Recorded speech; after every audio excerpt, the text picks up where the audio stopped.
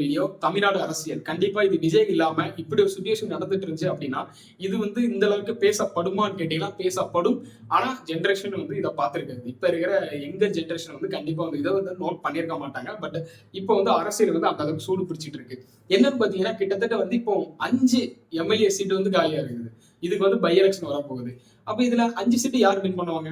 ஒருவேளை டிவிக்கு வின் பண்ணா 5 ஹோல்ட் பண்ணிப்பாங்க, கொஞ்சம் மெஜாரிட்டி அப்படிலாம் வந்துருவாங்க. அப்படின்னு இருக்கும்போது 5 வருஷம் சாலிடா ஆட்சி அமைச்சிடலாமே அப்படின்னு சொல்லிட்டு இங்க ஒரு சில பேர் நினைச்சிட்டு இருப்பீங்க. எஸ், கண்டிப்பா.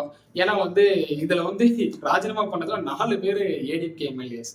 ஒண்ணு ஆல்ரெடி நம்ம விஜய் அவர்கள் சிஎம் விஜய் அவர்கள் ஒண்ணு ராஜினாமா பண்ணது. கிட்டத்தட்ட 5க்கு ரீஎலெக்ஷன் வருது. இங்க நிறைய பேர் என்ன சொல்லிட்டு இருக்காங்கன்னா, ஏன் ரீஎலெக்ஷன், பேசாம மொத்தமாக அழிச்சு திரும்ப போட்டுட்டு முதல்ல இந்த கோடை போட்டுடலாமே அப்படின்னு சொல்லிட்டு நினைச்சிட்டு இருக்கிறீங்க.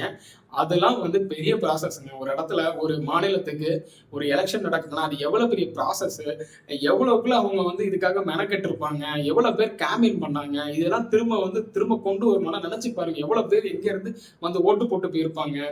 இதெல்லாம் நினைக்கும் போதுல என்னடா திரும்ப எலெக்ஷன் வந்துச்சுன்னா என்ன பாடுபட போறோம் அப்படின்னு சொல்லிட்டு தோணும்.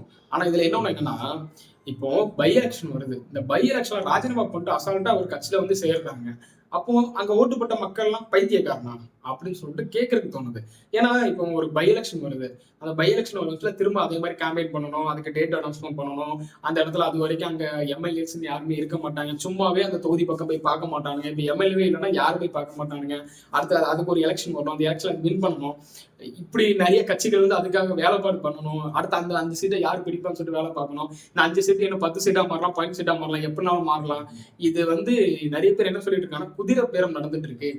டிவிக்கே காசை கொடுத்து எல்லாத்தையும் வாங்கிட்டு அதுக்கு அந்த இடத்துல ராஜினாமா பண்ணிட்டு திரும்ப டிவிக்கு, அதாவது விசில் சின்னத்திலேயே நின்று ஜெயிக்க வைக்கணும்னு சொல்லிட்டு பிளான்ல மெஜாரிட்டி காட்டுறதுக்காக எந்த அரசியல் கட்சியும் சார்ந்து இல்லாம நம்மளே மெஜாரிட்டி காமிச்சிட்டு நம்ம ஆட்சியில இருக்கலாம், ஒரு 5 வருஷம் ஆட்சி பண்ணிடலாம் அப்படின்றதுக்காக இதை பண்ணிட்டு இருக்காங்க அப்படின்னு சொல்லிட்டு பேசப்பட்டு இருக்கு.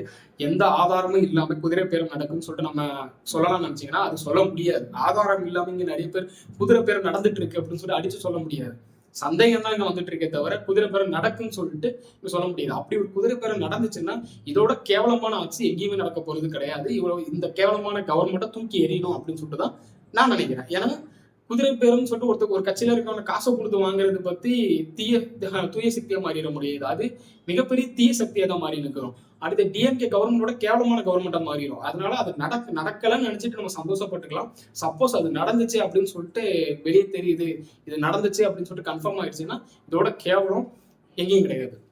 என்ன ஏன் சொல்றேன் அப்படின்னா, இதுக்கு முன்னாடி நான் பேசின அத்தனை வீடியோலையுமே நான் டிவிகேக்கு சப்போர்ட் பண்ணியிருக்கேன். ஏன்னா கிட்டத்தட்ட 15 நாள் தான் ஆயிருக்கேன். அந்த 15 நாள்ல அவ்வளவு குறைபாடுகள் சொல்லிட்டு இருக்காங்க. அவ்வளோ அந்த அரசு மேல அவ்வளவுக்குள்ள ஒரு வன்மத்தை கொடிட்டு இருக்காங்க. எனக்கு என்ன ஒண்ணு 15 நாள் தான் ஆயிருக்கு. அந்த 15 நாள் அவ்வளவு விடணும், என்ன கொஞ்சம் ஃப்ரீயா விடணும், ஃப்ரீயா விட்டு ஆட்சி பண்ண விடணும். புதுசு அதுல இருக்கிற சிஎம்ல இருந்து எல்லாமே புதுசா இருக்காங்க. ஒரு சில பேர் மட்டும் தான் எக்ஸ்பீரியன்ஸ், அவங்க ஆட்சி பண்ண விடணுங்க. அதை விட்டுட்டு இருந்துட்டு வன்மத்தை கூட்டிட்டு இருந்தீங்கன்னா அங்க ஆட்சி யாராலையும் ஒழுங்கா பண்ண முடியாது. நீங்க தான் ஒழுங்கா பண்ணணும்னு சொல்லிட்டு ஆட்சி மாற்றி கொடுத்துருக்காங்க. அப்படின்றது கொஞ்சம் ஃப்ரீயா விடணும்னு சொல்லிட்டு நான் சப்போர்ட் பண்ணிருக்கேன். பட் இப்படி ஒண்ணு நடந்துச்சு அப்படின்னா அதோட கேவலம் எங்கேயும் கிடையாதுன்னு சொல்லிட்டு நான் நினைக்கிறேன். நான் சந்தேகம் தான் பண்றேனே தவிர இதுதான் அப்படின்னு சொல்லிட்டு எந்த ஆதாரம் இல்லாம நான் எதுவும் பேச முடியாது. நிரூபிச்சாங்கன்னா அது தப்பு. இன்னொன்னு என்னன்னா, இந்த பை எலெக்ஷன் நடக்கும்போதுல எல்லாரும் என்ன சொல்றாங்கன்னா, அவங்க அந்த பை எலெக்ஷன் ராஜினாமா பண்ணாங்க, அவங்க காசை வச்சு இங்க எலெக்ஷன் நடத்துங்க, இல்லைன்னா செகண்ட் பார்ட்டி ஒன்று வந்திருக்கும் பாத்தீங்களா, அவங்கள எம்எல்ஏவா அடுத்த எம்எல்ஏவா அனௌன்ஸ்மெண்ட் பண்ணுங்க அப்படிலாம் சொல்லிட்டு இருக்கிறீங்க.